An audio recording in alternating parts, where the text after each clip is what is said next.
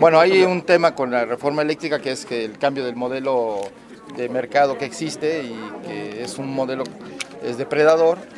Por un lado, pues despoja a las comunidades de sus tierras, de sus territorios, y por el otro lado, pues extrae tiene una relación muy desigual con respecto al presupuesto público, y ahí se les entregan privilegios económicos y contratos en los que pierde no solo la Comisión Federal de Electricidad, sino el presupuesto público, y que son parte de sus ganancias en lugar de que paguen por los derechos de transporte de la energía, etcétera, ¿no? La simulación del autoabasto, que hay 239 permisos, pero hay 77.767 socios de a dólar. Entonces, todo eso son ilegalidades que van a acabar. Jesús, en esta discusión de la industria, la reforma que vio el Ejecutivo, ¿estiman ustedes que sea aprobada antes de que concluya el periodo ordinario del 15 de diciembre? Bueno, nosotros esperamos que haya un debate nacional de por qué debe haber esta reforma eléctrica, que la gente sepa cómo funciona, cómo le llega la electricidad a su casa, el costo que esto tiene, y cómo hay un modelo que lleva a que haya algunas empresas que pagan muy poca luz, mucho menos que lo que paga un hogar mexicano, y que esa desigualdad o esa injusticia, pues queremos cambiarla y tener un sistema eléctrico que funcione a partir de lo que es el interés público y del interés de la colectividad, sin acabar con el mercado, permitiendo que siga habiendo negocios, pero con ganancias razonables y con una forma de distribución y de generación que respete la vida de los pueblos, respete la naturaleza, y al mismo tiempo también el presupuesto público y la lógica de la soberanía energética, ¿no? ¿Pero hay prisa o no de que se apruebe en este periodo, o para ustedes es igual si se va al siguiente año? No, yo creo que es importante que se discute y se apruebe, pero es más importante que se haga con conciencia, que no se imponga nada y que sean los ciudadanos los que sean testigos de cuál es el voto que van a tener sus diputados. Es más importante que esté informada la sociedad de qué se va a votar y por qué se va a votar, que en sí la misma votación, porque es crucial lo que está detrás del debate, que es qué tipo de sociedad tenemos, qué tipo de servicios debe ofrecer el Estado, y cuál es en este juego de la energía, que es un factor muy importante para el desarrollo y la producción, pues que debe ser accesible para todos, a precios justos y en un modelo donde todos ganen, no solamente unos cuantos como ahora está establecido a partir de la reforma de 2013. ¿Qué respuesta hay al CCE que dice que se perderían muchos millones de pesos en inversión? No se van a respetar las inversiones, se van a respetar las plantas de generación existentes, se va a respetar y no solo se va a impulsar la generación que tienen pequeños hogares, comercios, restaurantes que tienen, por ejemplo, energía fotovoltaica. No solo se va a respetar, se va a promover que existan más, pero digamos en una lógica en la que pues la generación de electricidad sea en beneficio de todos, y que en el caso de los negocios pues solo que haya ganancias razonables y digamos un sistema justo. Creo que la existencia misma de la CFE desde su inicio da pie de por qué debe haber un organismo público encargado de la electricidad. Cuando se creó CFE en 1960, solo el 40% del territorio de la población tenía el derecho a la electricidad, gozaba de este servicio. Tuvo que crearse esta empresa, fortalecerse y nacionalizarse la electricidad, porque las empresas encargadas de su generación y distribución pues solo estaban pensando en el negocio y se concentraban en las ciudades. Entonces, para electrificar este país tuvo que el Estado hacerse cargo de esta tarea, y hoy, para tener un sistema eléctrico justo y asequible para todos con tarifas bajas, pues tiene que ser el Estado el que asuma la responsabilidad. Hubo una denuncia ante la Función Pública y ante la Fiscalía General de la República. Son los que tienen que definir si hay lugar o no a una responsabilidad. Los elementos que están deteniendo en la negociación, ¿cuáles son así concretamente? ¿Cuántos y para cuándo? Los elementos que están deteniendo. Mira, yo no quisiera decir más porque todo afecta a la propia negociación. Entonces, de lo que les puedo decir es que sí está abierta ahí la puerta. Hemos dialogado, nos hemos sentado y estamos esperando también las resoluciones laborales como para llegar a un acuerdo. Pero esto es un caso más político, más de venganza, porque pues, realmente ellos dicen que no hay temas de peso como para que ya tengan un año, 9 meses con esta situación tan difícil, porque no tienen ingresos para su familia. No, yo sé, y Y bueno, yo espero que ya pronto ya puedan regresar a trabajar. Eso es lo que yo desearía. Pero ¿qué sería pronto para ti? Pues lo más pronto, en semanas. Sí. Jesús, seguro ya le preguntaron, pero quisiera preguntarle otra vez, ¿nada delinea a los diputados de Morena en esta reunión de instalación de su Comisión Interna de Medio Ambiente? Bueno, no hay ninguna línea, aquí hay un respeto a la libertad del legislativo y de los legisladores y por supuesto el respeto al ámbito de cada quien. Yo vine aquí a hablar de temas ambientales, pero creo que sí hay causas y hay temas que deben asumir los representantes populares que no son del ámbito de nosotros como funcionarios, sino son de la necesidad y de la, digamos, preocupación social que tienen que recoger. Y la protección al medio ambiente, a lo que hoy hablamos de los humedales, el preservar el derecho al agua como un derecho humano, en fin, yo creo que son temas, la protección de las especies animales, vegetales, de las costas, en fin, el impedir que la privatización acelere el deterioro medioambiental, que se ataquen las fuentes de contaminación ambiental que generan enfermedades como el cáncer en amplios sectores de la población. Todo eso creo que son temas que no es una línea, pero sí es digamos, son temas que están ahí que tienen que asumir los legisladores, como el gobierno lo está haciendo en su ámbito, ¿no? Que es pues generar reglamentos, leyes y acciones públicas para proteger el medio ambiente, las áreas naturales protegidas y sobre todo pues disminuir, digamos, los riesgos a la destrucción de la naturaleza a partir de medidas como pues obligar a las empresas que limpien el agua que desechan en los ríos, que las minas se hagan cargo de las presas de jale que tienen contaminantes y que luego terminan contaminando ríos y regiones enteras, como sucedió en Sonora. Pero de esos temas pues podemos hablar como ciudadanos, pero no hay línea que desde el Ejecutivo a los legisladores. El tema eléctrico, la opinión es la misma para el asunto de la transición energética, que si o no se va a contaminar con... Nosotros estamos comprometidos con la transición energética, se está promoviendo la generación de energía limpia. La energía más limpia que tiene este país son las hidroeléctricas, porque no contaminan en nada.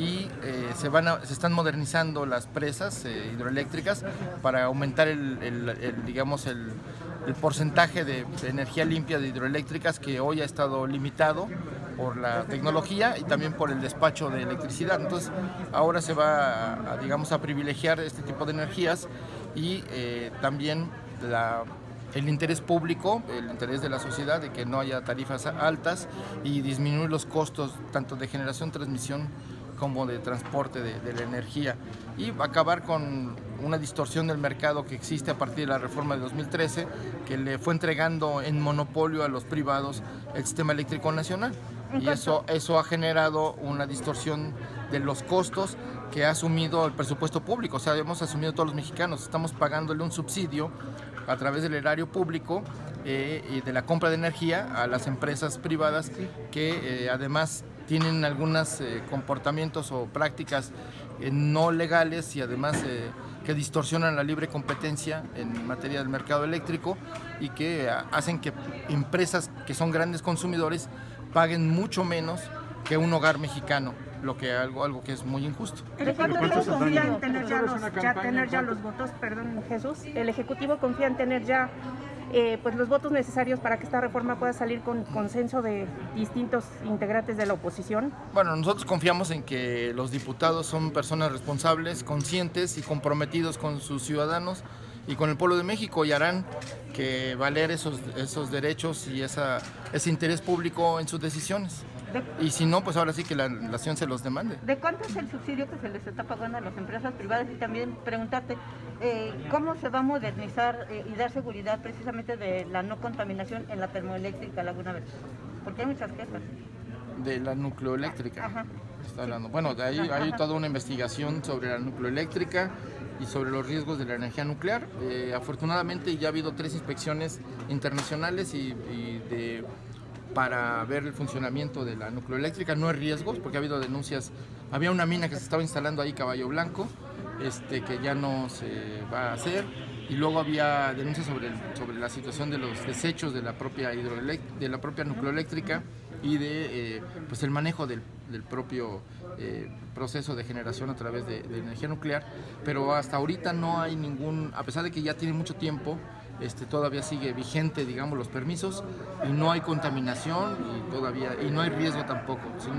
Si lo hubiera, ya hubiéramos llevado un proceso de cierre. Jesús, ¿tú observas una campaña en contra de la iniciativa del presidente en materia eléctrica de parte de algunos empresarios? Por ejemplo, al ver esta reunión a los dirigentes partidistas del PRI-PAN-PRD, pero también con empresarios como Gustavo de Hoyos o Claudio X González, que al parecer están elaborando como una especie de estrategia para ir totalmente en contra de esta iniciativa del presidente.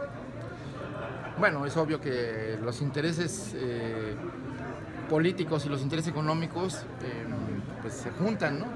Unos están interesados en que no le vaya bien al gobierno y otros están interesados en defender sus privilegios.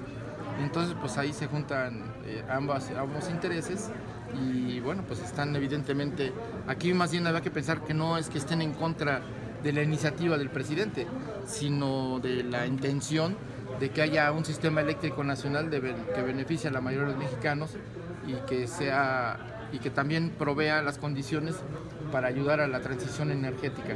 Eso es lo que está de fondo. Entonces hay que hacer un debate nacional, que la gente sepa las razones de cada quien y que pues los legisladores tomen en conciencia su decisión en función del interés nacional y que pues, a partir de eso sea la conclusión que saquen y el tipo de ley que se apruebe. Pero mucha de esta desconfianza también es pues por el director de la Comisión Federal de Electricidad, Manuel Bartlett. Hay mucha desconfianza también en él con todo lo que ha salido de casos de corrupción.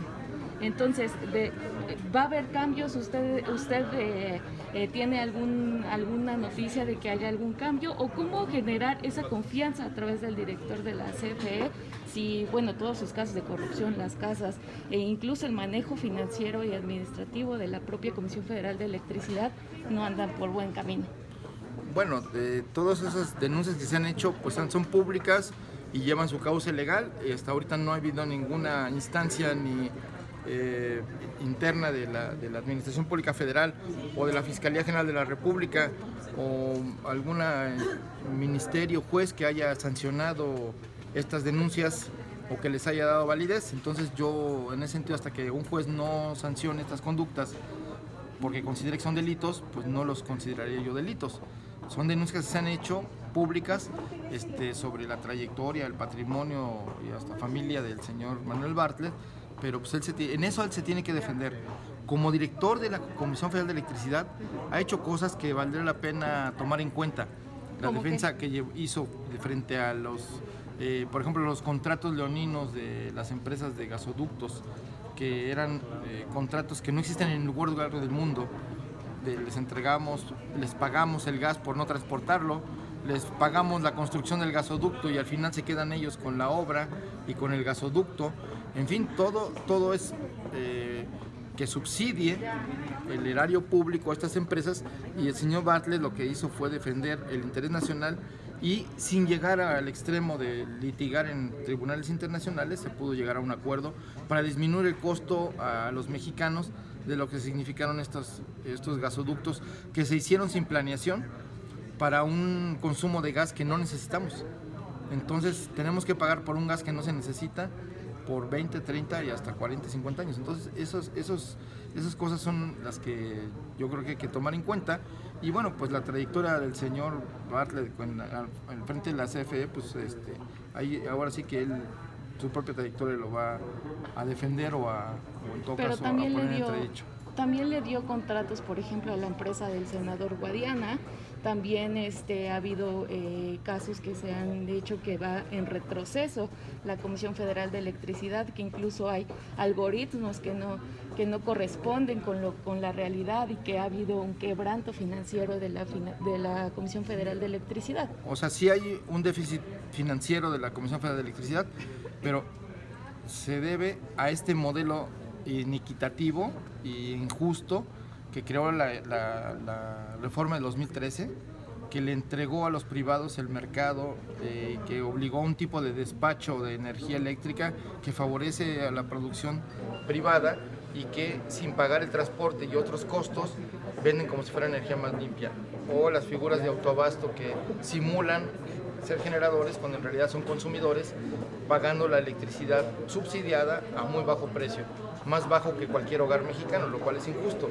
O el hecho de que los productores independientes venden la electricidad también en un modelo de contratos ya legalizados a través de un acuerdo que es inconstitucional y que les da todas las ventajas. Entonces sí hay un quebranto del CFE, pero es producto de este desvío de recursos para las ganancias de las grandes empresas. La mayoría son transnacionales, pero hay muchas empresas nacionales. Subsidio, ¿no? Mira, hay como son varios aspectos, pues hay desde la obligación de pagar 90,000 megawatts, y eso significa algo así como 400,000 millones de pesos, y parte de otros subsidios. Entonces, como están diversificados en varios subsidios, son una cantidad que puede... Pero en una media que se haga sobre estos subsidios que se pues pagan... es más que el presupuesto de la CFE. ¿De cuánto es? No, digo más que el presupuesto de la CFE, en este momento no tengo el dato de cuánto, pero... Jesús, sobre el conflicto... Pero son como 500,000 millones de pesos. Sobre el conflicto en Dos Bocas, ¿qué información tiene hasta el No momento tengo la ninguna, presidencia? salvo que hay una disputa sindical. No es una disputa con la empresa, sino es de un sindicato contra la titularidad de otro. Pues lamentamos, no queremos la violencia, respetamos los derechos laborales. Los trabajadores de Dos Bocas todos reciben las mejores condiciones de trabajo posibles, salarios dignos, prestaciones, y esa es la obligación que tienen todas las empresas que trabajan en las obras del gobierno. Entonces hay que ver ahí cuál es el origen del conflicto, pero nosotros no estamos ni por la represión ni por el uso de la fuerza pública contra la gente. Entonces ahí hay que ver que el origen no lo provocamos nosotros como gobierno, sino es un asunto interno de ICAFLUR. Gracias.